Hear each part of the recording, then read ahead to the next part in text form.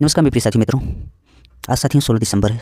16 दिसंबर के कुछ महत्वपूर्ण खबर देखेंगे साथियों, जो प्रतियोगी छात्र छात्राओं के लिए अति महत्वपूर्ण रहेगा साथियों। आइए देखते हैं साथियों। पहला खबर है, शिक्षा विभाग ने 7 समस्याओं को चिन्हित कर मांगा था आवेदन। सूबे में 1,75,000 लाख जो है शिक्षकों ने तबादले का आवेदन किया है। बीपीएससी से संबंधित है साथियों। विशेष समस्या को बताकर राज्य के 2.25 लाख से अधिक शिक्षकों ने रविवार की शाम तक सरकार को अपने तबादले के लिए ऑनलाइन आवेदन किया है। शिक्षा विभाग को उम्मीद थी कि अधिकतम 1 लाख तक आवेदन आएंगे, पर यह संख्या काफ़ी अधिक हो गई। राज्य में कुल कार्यरत शिक्षकों की संख्या 5.5 लाख है। 1 दिसंबर से 15 दिसंबर तक आवेदन का मौका दिया गया था। विभाग के पदाधिकारी ने बताया कि 15 दिसंबर को मध्य रात्रि तक ई शिक्षा कोष पोर्टल पर आवेदनों की संख्या और भी बढ़ने की संभावना है, जिसकी पूरी रिपोर्ट 16 दिसंबर तक आएगी। विभाग ने कहा कि विशेष समस्या के कारण जो शिक्षक अपना तबादला बदल चाहते हैं वे आवेदन करेंगे। इसके लिए 7 तरह की समस्याएं भी विभाग के द्वारा चिन्हित की गई थी। इसमें असाध्य रोग, गंभीर बीमारी, दिव्यांगता, विधवा एवं परिपक्वता, पति पत्नी का पदस्थापन से ऐच्छिक स्थान की लंबी दूरी आज तय किए गए थे, जिसमें से पौने 2 लाख में करीब 1.5 लाख शिक्षकों ने लंबी दूरी की समस्या के कारण आवेदन किए हैं। इस तरह देखें तो 85% आवेदन लंबी दूरी के पदस्थापन के कारण ही आए हैं। अर्थात ये सभी शिक्षक जहाँ पर पदस्थापन चाहते हैं वहाँ से वर्तमान पदस्थापन स्थल दूरी पर है। पति का पदस्थापन दूसरा बड़ा आधार है। दूसरा कारण साथियों पत्नी है। ये रहा तबादले के कारण साथियों। नेक्स्ट खबर देखेंगे, रीट से संबंधित साथियों, जिसका आवेदन आज से शुरू हो गया। जो भी साथी इसके लिए एलिजिबल है आज से अप्लाई कर सकते हैं। रीट के लिए ऑनलाइन आवेदन प्रक्रिया आज से। रीट की जो है साथियों 15 जनवरी तक इसका अंतिम तिथि है। आज से स्टार्ट हो जा रहा है, मतलब साथियों 16 दिसंबर से स्टार्ट है। अंतिम तिथि 15 जनवरी इन्होंने रखा है।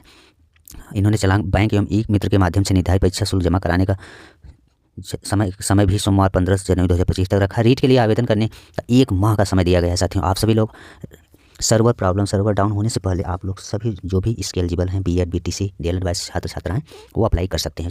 फरवरी में इसकी परीक्षा होगी, आपको पता है। 27 फरवरी इसका एग्जाम डेट पहले इन्होंने तय रख दिया है। इसका टाइमिंग इन्होंने बताया है, जिसमें इन्होंने नोटिस में स्पष्ट मेंशन किया था। एक परीक्षा के लिए 550 और दोनों के लिए 750 रुपया इन्होंने शुल्क लगाया है। आप लोग को देखना है। बीएड प्रथम वर्ष में अध्ययनरत आवेदन भी पात्र होंगे। जो साथियों जो बीएड प्रथम वर्ष में है, डीएलएड बीएड, वो भी साथियों फॉर्म अप्लाई कर पाएंगे। वो भी साथियों उसके लिए पात्र होंगे। ये उसके बारे में साथियों दिया डिटेल। नेक्स्ट खबर देखेंगे, सीटेट से संबंधित है, जिसमें साथियों लेवल हार्ड भी रहा और मॉडरेट भी रहा। आप लोग इसे देखिएगा। सीटेट दूसरे की जगह परीक्षा देती 2 युवतियाँ पकड़ी गई, जो साथियों प्रयागराज के कन्नौलगंज नैनी में बायोमेट्रिक के मिलान के दौरान पकड़ी गई। ये साथियों मऊ और चित्रकूट की मूल अभ्यर्थी की जगह बैठी थी साथियों। बताइए ऐसे लोग क्यों रिस्क लेते हैं? उनकी भी ज़िंदगी तबाह हो गई साथियों। अब वो भी किसी एग्जाम में बैठ नहीं पाएंगे। केंद्रीय शिक्षक पात्रता परीक्षा में रविवार को कन्नौलगंज नैनी स्थित 2 केंद्रों पर लेडी मुन्ना भाई पकड़ी गई। कन्नौलगंज में देवरिया निवासी युवती मऊ, जबकि नैनी में अयोध्या की युवती थी। चित्रकूट की रहने वाली मूल अभ्यर्थी की जगह पर परीक्षा देने बैठी थी। अब बायोमेट्रिक मिलान के दौरान दोनों पकड़े गए हैं। केंद्र प्रबंधन की तहरीर पर मुकदमा भी दर्ज कर लिया गया है। उन्हें गिरफ्तार भी कर लिया गया। परीक्षा के लिए कटरा स्थित डीपी गर्ल्स इंटर कॉलेज को भी केंद्र बनाया गया था, जिसमें सुबह की पाली में 10 से 12 तक परीक्षा आयोजित होनी थी। परीक्षा शुरू होने के बाद कक्ष निरीक्षक बायोमेट्रिक मिलान आज की प्रक्रिया पूरी कर रहे थे। एक कक्ष में परीक्षा दे रही युवती के बायोमेट्रिक का मिलान मूल अभ्यर्थी के रिकॉर्ड से न होने पर शक हुआ तो कक्ष निरीक्षकों ने उससे पूछताछ की। केंद्र प्रबंधक ने भी उससे पूछताछ की। इसके बाद साथियों उन पर कार्रवाई हुई। ऐसा साथी कोई ना करें, क्योंकि बायोमेट्रिक है, आप पकड़ जाएंगे ये तो निश्चित है। बायोमेट्रिक मिलान के दौरान आप फर्जीवाड़े से पकड़े जा सकते हैं। ये रहा साथियों सीटेट से संबंधित खबर, जिसका 14 और 15 2 दिन एग्जाम हुआ साथियों। इसमें नॉर्मलाइजेशन हो सकता है, ये आयोग के ऊपर है साथियों। नेक्स्ट खबर देखेंगे, सीटेट साल में 2 बार होता है साथियों। वैकेंसी का तो आता पता नहीं है।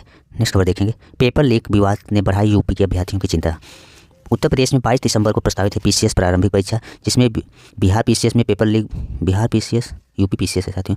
यूपी पीसीएस में पेपर लीक विवाद ने उत्तर प्रदेश बिहार पीसीएस का पेपर लीक संबंधित हुआ है साथियों, जिसमें आज बैठक करेगा। अभी जाँच के लिए आयोग अभी स्पष्ट नहीं है कि साथियों पेपर लीक ही हुआ, लेकिन अभ्यर्थियों को जो आरोप लगाया गया है उसके अकॉर्डिंग आज बिहार पीसीएस बीपीएससी में बैठक हुई। बिहार पीसीएस में पेपर लीक विवाद ने उत्तर प्रदेश लोक सेवा आयोग की परीक्षा में शामिल होने जा रहे अभ्यर्थियों की चिंता भी बढ़ा दी है। यूपी पीसीएस की परीक्षा 22 दिसंबर को प्रस्तावित है।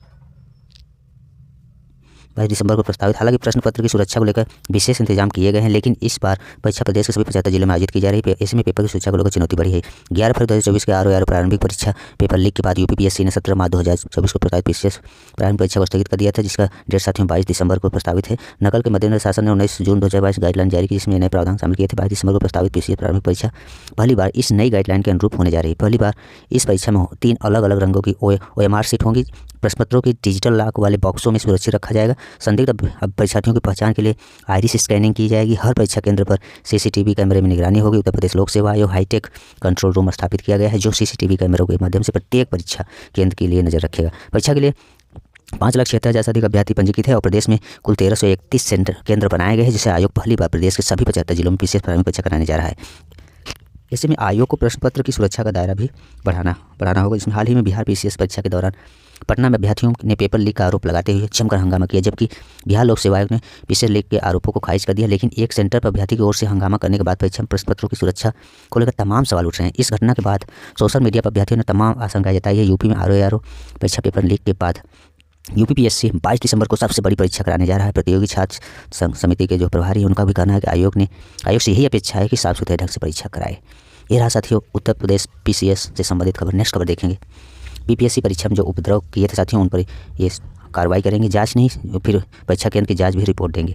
सीसीटीवी कैमरे में दर्ज हुआ पूरा घटनाक्रम साथियों। विद्यार्थियों कुल मिलाकर विद्यार्थियों भी कार्रवाई करेंगे, अपनी गलती नहीं देखेंगे साथियों। उससे संबंधित रहा साथियों, बीपीएससी ने कल नोटिस भी जारी किया था, जिसमें आज बैठक करेगा, निर्णय लेगा क्या सही है कि नहीं। पेपर लीक से संबंधित सभी मुद्दे पर जो है साथियों चर्चा करेगा।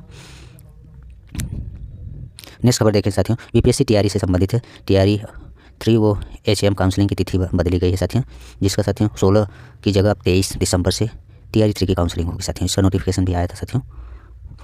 ये रहा साथियों आज की कुछ महत्वपूर्ण खबर। धन्यवाद।